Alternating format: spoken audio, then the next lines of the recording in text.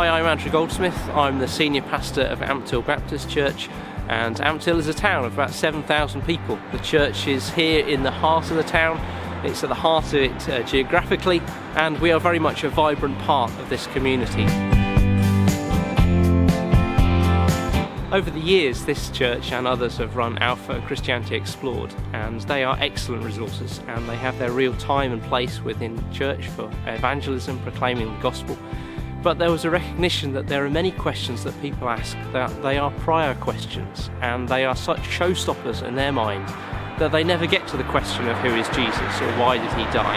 Their questions are more fundamental, more basic, like is there a God, and how can God allow suffering? I wonder what was your experience last time you invited someone to come along to Alpha or something, because my experience is they've got a really crazy idea of what Christians are like and what church is like, so we wanted to dispel those myths and bring them into a venue where they knew the rules, they knew what was going on, and they liked the coffee. And that's the clue. There was a Costa Coffee opened in Ampthill, and I love coffee, and I sacrificially went to Costa many times, built a relationship and asked them could we use their cafe, and they were delighted to open up their doors if we bought enough coffee.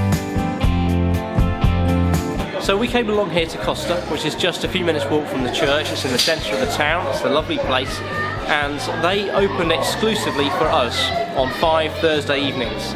So we had the use of the venue, people would come in, the guests would arrive from about 8 o'clock, and as they came in we gave them a ticket for a free tea, a coffee, cake. The food was on us, and then they could take a seat and gather around ready to hear a talk. We had no idea how many to expect, whether it would be 12 or 20. On the first night we had over 25, on the second night we had 47. And the guests would just keep on coming, different people each week, some came for 5 weeks. On each of the evenings we would explore one of these 5 big questions. So we would give a talk of about 25 minutes to half an hour, and the topics we looked at were: is there a God? Can we really believe that there is a God? Science versus faith. Hasn't science killed God? What about suffering? How can a God allow suffering in this world? Is Christianity just a moral myth? In other words, it's a nice story, but it's just a story, it's not true. And then the 5th question, am I wired for a spiritual life? To tackle that question where people say, well, you're religious, that's very nice for you, but I'm not religious, thank you very much.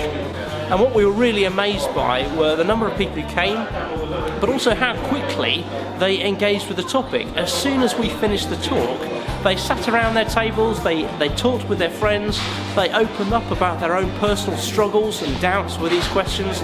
They really didn't need us to give much in the way of guidance, and we were there giving explicitly Christian answers, supporting them in their search, and we found it to be a hugely encouraging experience.